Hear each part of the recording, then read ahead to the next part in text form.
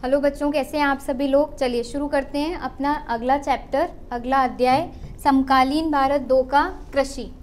ठीक है, हमारी विद्या क्वेश्चन बैंक की जो सीरीज चल रही है उसमें है हमारा चौथा अध्याय कृषि पर। ठीक, चलो पूछा गया है भारत की प्रमुख रेशेदार फसलों का वर्णन कीजिए। भारत में जो रेशेदार फसलें पाई जाती हैं उनके बारे में प्रश्न पूछा गया है और वर्णन करने के लिए कहा गया है, यानी 6 नंबर का प्रश्न होगा। ठीक है, सबसे पहले तो रेशेदार फसलें कौन कौन सी होती हैं जो भारत में उगाई जाती हैं वह देखेंगे। ठीक, देखो, कपास, जूट, सन, प्राकृतिक रेशम। रेशेदार फसलें यानी कि जिनसे हमें रेशा मिलता है। रेशे से क्या बनता है? कपड़े बनते हैं। जैसे कि जो हम कपड़ा पहनते हैं, कपास मतलब सूती कपड़ा पहनते हैं, किससे बना है? कपास का जो रेशा निकला, कपास उगाई गई, पहले कपास का रेशा निकाला गया और फिर उससे कपड़े की बुनाई की गई। ठीक है, तो जैसे कि कपास। जूट, जूट भी आपकी क्या है? एक रेशेदार फसल है। रेशेदार फसल जैसे जूट से आपकी बोरी बनाई जाती है जिसमें शक्कर रखी जाती है, चीनी रखी जाती है। वो बोरी किससे बनती है? जूट की बन के आती है, तो वो क्या है? एक रेशा है। ठीक है, इसी तरीके से आपका सन होता है, एक पटसन भी होता है, एक प्राकृतिक रेशम। सिल्क की साड़ियाँ पहनते हैं, सिल्क क्या है? रेशा है। रेशम क्या है? सिल्क, रेशम है, क्या है? एक रेशा है। तो ये मुख्यतः है हमारी रेशेदार फसल जो भारत में उगाई जाती हैं। कपास, जूट, सन और प्राकृतिक रेशम। सबसे पहले देखते हैं प्राकृतिक रेशम। देखिए, रेशम जो है, रेशम कीड़े के कोकून से प्राप्त होता है। आपका जो रेशम है, रेशम जो रेशा है, यानी सिल्क की जो साड़ियाँ बनती हैं, रेशम जो बनता है वो किससे मिलता है? कीड़े से मिलता है। कीड़े का कोकून होता है। आप लोगों ने रेशम कीड़े का जो जीवन चक्र है, हो सकता है पढ़ा होगा, नहीं पढ़ा होगा तो शायद आने वाली जो आपकी कक्षाएं होंगी उसमें पढ़ेंगे। रेशम के कीड़े का पूरा एक जीवन चक्र होता है और उसी चक्र में से एक उसकी अवस्था होती है कोकून, और इसी कोकून से हमें क्या प्राप्त होता है? इससे हमें प्राप्त होता है रेशम। ठीक, अब रेशम का कीड़ा कहाँ पे मिलता है? मलबरी, मलबरी पेड़ यानी कि शहतूत। शहतूत खाया होगा। शहतूत ऐसा लंबा सा गुच्छेदार होता है, आपका लंबा लंबा हरे रंग का होता है। शहतूत के पेड़ पर जो हरी पत्तियां शहतूत की होती हैं उस पर रेशम का कीड़ा पलता है, और जब रेशम के कीड़े की कोकून अवस्था आती है तब उसमें से क्या निकाला जाता है? रेशम निकाला जाता है। और रेशम उत्पादन की जो शाखा है, विज्ञान की वह शाखा जिसके अंतर्गत रेशम उत्पादन किया जाता है, उसे क्या कहते हैं? यहाँ से याद रखिएगा, सेरीकल्चर। इसको नोट कर लीजिए एक बार। उसे क्या कहते हैं? सेरीकल्चर कहते हैं। रेशम उत्पादन की जो विज्ञान की शाखा है, तो विज्ञान की वह शाखा जिसके अंतर्गत रेशम का उत्पादन किया जाता है उसे क्या कहते हैं? सेरीकल्चर कहते हैं। ठीक है, तो एक हो गया आपका प्राकृतिक रेशम, दूसरा कपास। कपास तो देखिए भारत में बहुत पहले से, मतलब अगर मैं बात करूं 2350 और बल्कि उससे भी पहले 2350 ईसा पूर्व, या जो सिंधु घाटी सभ्यता है उस समय से कपास हमारे यहाँ उगाया जा रहा है। ठीक है, तो भारत को कपास के पौधे का मूल स्थान माना जाता है। हमारे यहाँ से जो कपास है वो दूसरे जगहों पर गया। ठीक, कपास सूती वस्त्र उद्योग का मुख्य कच्चा माल है। जो भी सूती के वस्त्र हमारे बनते हैं, कॉटन के जो कपड़े होते हैं, कपास उनका मुख्य स्रोत है। मुख्य इलाका जहाँ पे कपास उगाई जाती है वह कौन सा इलाका है? दक्कन पठार के शुष्कतर भागों में काली मिट्टी कपास उत्पादन के लिए उपयुक्त मानी जाती है। पहले भी बताया था जब मिट्टी पढ़ाया था कि जो काली मृदा होती है वह कपास के लिए सबसे अच्छी होती है, इसलिए काली मृदा को काली कपास मृदा भी कहते हैं। ठीक है, कपास के लिए हमें उच्च तापमान की आवश्यकता होती है, हल्की वर्षा और सिंचाई की ज़रूरत होती है। कौन से इलाके में होता है सबसे ज़्यादा? देखो, दक्कन का पठार, ये पूरा हमारा पठारी इलाका है, डेक्कन प्लेटू, दक्कन का पठार। यहाँ पर आपका महाराष्ट्र में आपकी कॉटन या कपास की खेती अच्छी होती है, थोड़ी सी सौराष्ट्र में भी, अहमदाबाद वगैरह के जो आसपास के इलाके हैं गुजरात में, यहाँ पर भी आपकी कपास की खेती ज़्यादा होती है। और यहीं हमने पहले देखा था क्या मिलती है, काली मिट्टी मिलती है। ठीक है, तो इस बात से भी अंदाज़ा लगा लेंगे कि अगर काली मिट्टी का क्षेत्र आपको पता है तो कपास का क्षेत्र अपने आप याद हो जाएगा। ठीक, तो 2 हमारी फसलें हो गई रेशेदार फसलें।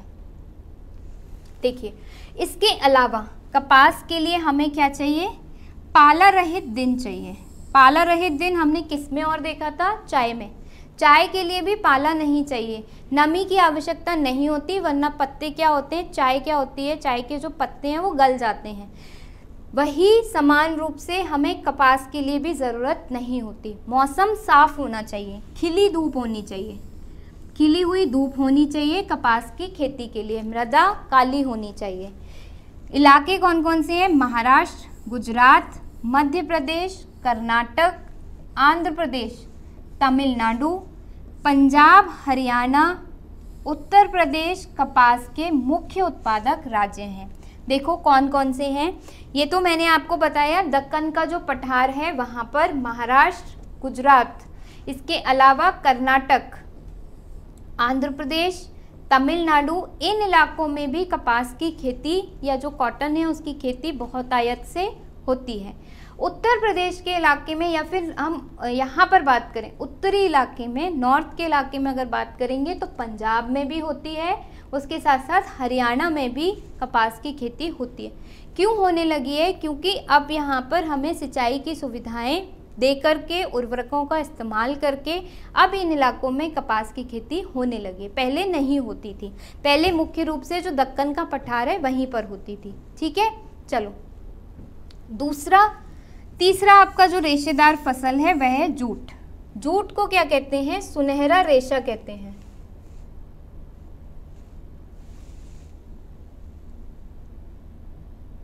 जूट को कहते हैं सुनहरा रेशा। क्यों कहते हैं, क्योंकि दिखता कैसा है, सुनहरे रंग का दिखता है जूट। अगर आप लोगों ने कभी देखा हो या फिर अपने फ़ोन में डाल के देखना जूट, तो जूट कैसा दिखता है, सुनहरा सुनहरा सा दिखता है।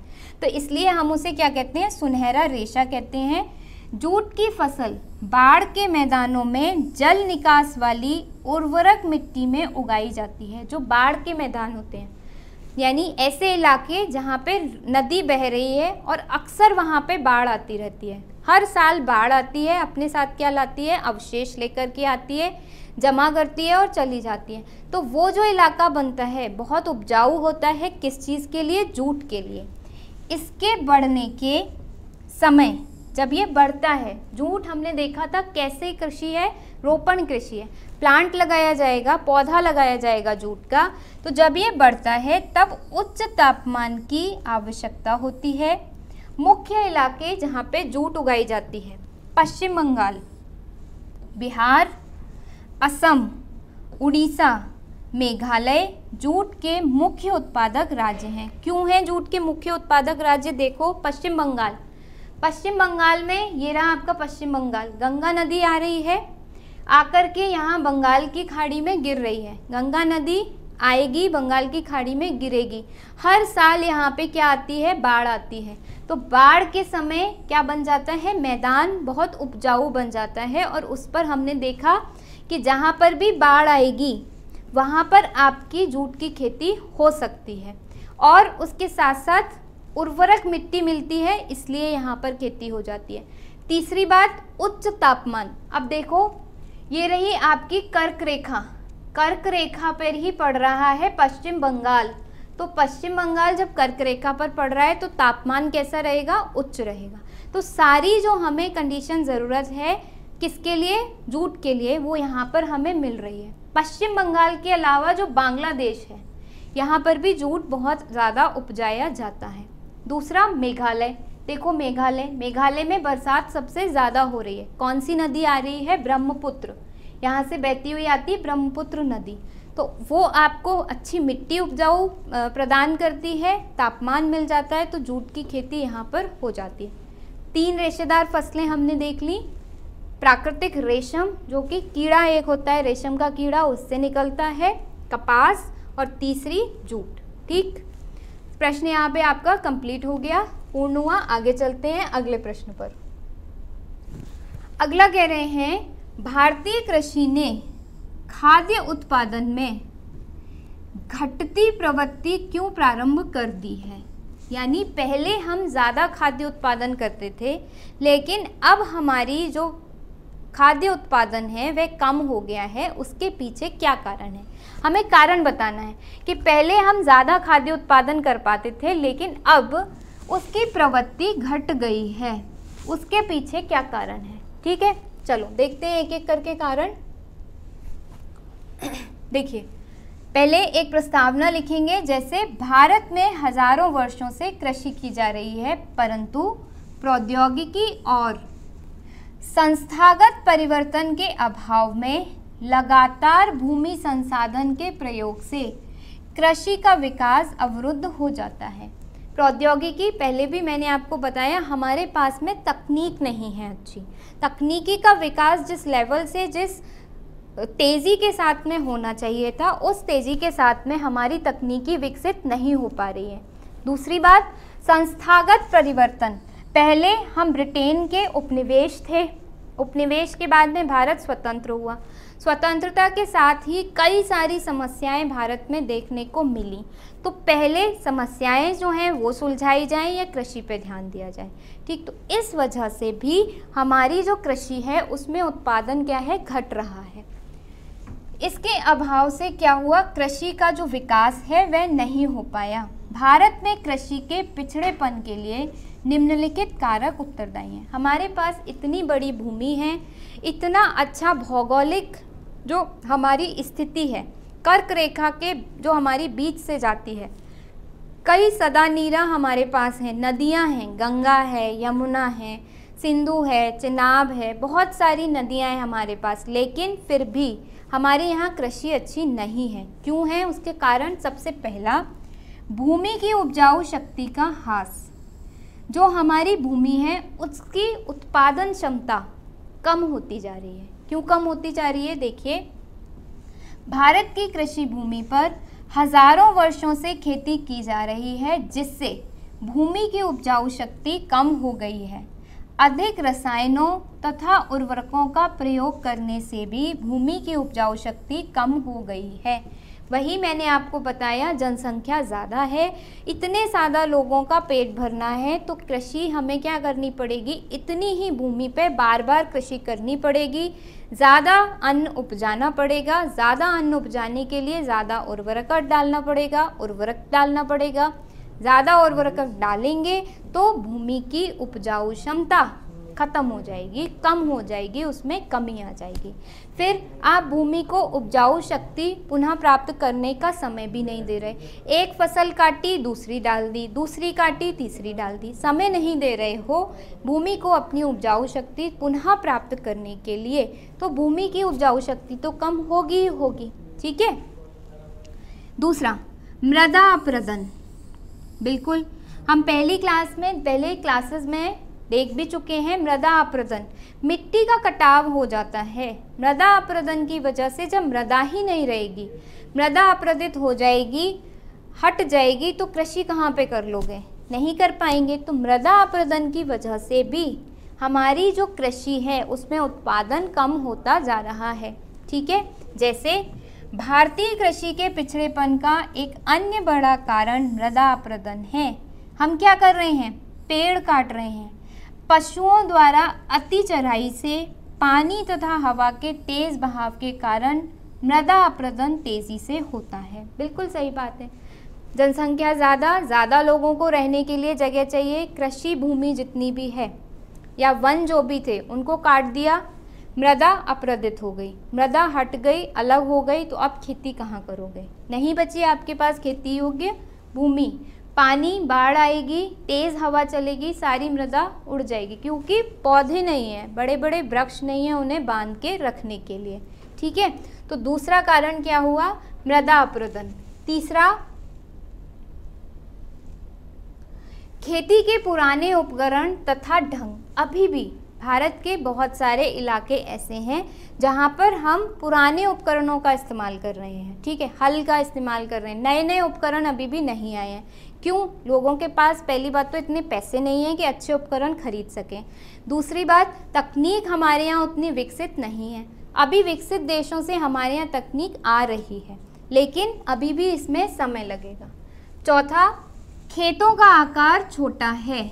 देखिए, जब हम एक बड़े आकार की भूमि पर, यानी बहुत बड़ी भूमि है हमारे पास, उसमें खेती करते हैं, ठीक है, तो हमारी लागत क्या आती है? कम आती है, उत्पादन ज़्यादा आ जाता है, तो हमें क्या होता है? फ़ायदा होता है। लेकिन हमारे यहाँ उल्टा है। हमारे यहाँ क्या है? पहले आपके बाबा रहे होंगे, उनके पास मान लो 3 एकड़ ज़मीन थी, सपोज़ उदाहरण दे रही हूँ सिर्फ एक। इस 3 एकड़ ज़मीन आपके पिताजी, आपके चाचा, उनमें बट गई, एक और अगर हुए तो 3 लोगों में बट गई, तो अब कितनी आई सबके पास? 1-1 एकड़। तो जो 3 एकड़ में पहले दादाजी खेती करते थे, अब आपके पिताजी सिर्फ 1 एकड़ में कर रहे हैं। अब अगर आपके भी 2 भाई हुए तो ये 1 एकड़ भी 50% इनके पास चली जाएगी और 50% इनके पास चली जाएगी, यानी फिर से भूमि क्या हो गई? बट गई। तो दिन पे दिन भूमि का आकार, जो कृषि योग्य भूमि है उसका आकार छोटा होता जा रहा है। जब आकार छोटा, लागत अधिक और उत्पादन कम, ठीक है। तो एक कारण ये है। अन्य कारण, सिंचाई की सुविधाओं का अभाव। बिल्कुल, ये तो है ही, अभी भी बताया अभी मैंने आपको, हम मानसून पर निर्भर हैं। सिंचाई की सुविधाएं हमारे यहाँ बहुत कम हैं। हम नदियों का पानी बर्बाद कर देते हैं, लेकिन उनका इस्तेमाल सिंचाई के लिए नहीं कर पाते, ठीक। एक अन्य कारण, अपर्याप्त भंडारण सुविधाएं। बिल्कुल सही बात है। जो अनाज होता है, उगा लिया किसान ने, अगर ज़्यादा रखने की जगह नहीं है उसके पास, कहाँ पे भंडारण करे? खराब हो जाता है, बारिश आ जाती है, पशु आ जाते हैं, सब खा जाते हैं, बर्बाद हो जाता है अनाज खेतों में रखा ही।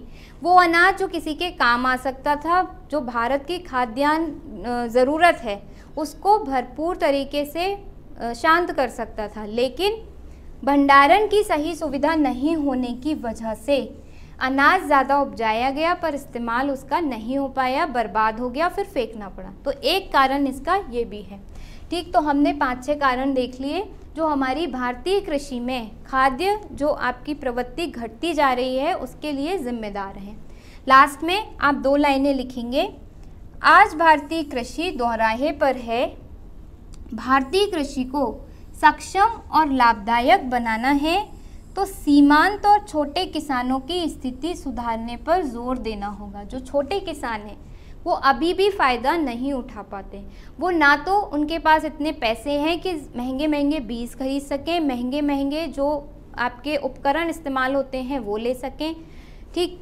तो इसलिए वो ज़्यादा उन पर जोर देने की ज़रूरत है। साथ ही साथ भारत में जलवायु भिन्नता का विभिन्न प्रकार की कीमती फसलें उगाकर उपयोग किया जा सकता है, यानी कि जो भारत में जलवायु विभिन्नता है उसका हम इस्तेमाल कर सकते हैं बहुत अच्छी तरीके से। अगर हम तरीके की मतलब कई तरीके की फसलों को उगाएं तो भारत एक ऐसा देश है, इतनी अच्छी जलवायु की यहाँ पर कंडीशन या स्थिति पाई जाती है कि हम बहुत अच्छे तरीके से कई फसलें उगा करके विकास कर सकते हैं। पर ज़रूरत वही है तकनीक की, सिंचाई की सुविधाओं की, इन सब की हमें ज़रूरत है, ठीक। तो इस तरीके से आपका ये जो उत्तर है पूरा यहाँ पर समाप्त होता है। इसी फॉर्म में आप लोग इसको लिखेंगे, ठीक। चलो,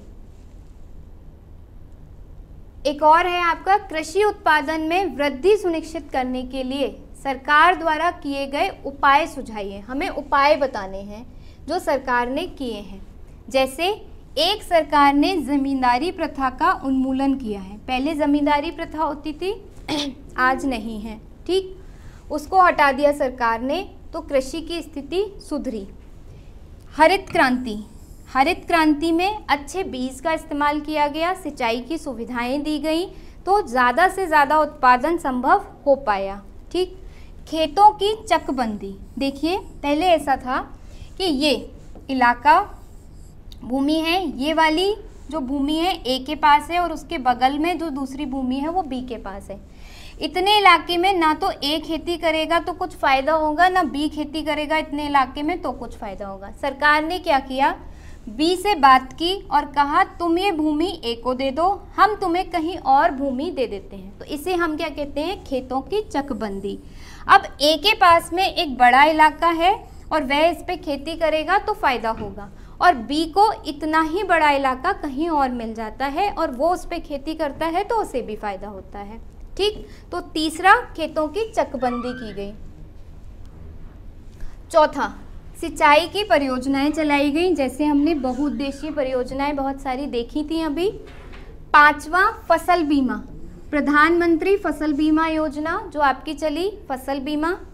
देन सरकारी संस्थाएं बनाई गई कई, जैसे सहकारी समितियां आदि, जिनसे अब जो किसान हैं आसानी से ऋण ले सकते हैं, बीज खरीद सकते हैं, औजार खरीद सकते हैं, उपकरण खरीद सकते हैं। तो इस तरीके से भारत में कई प्रयास किए गए कृषि को और बेहतर करने के लिए। यहाँ पर आपका आज का जो सेशन है वो समाप्त होता है। Thank you so much.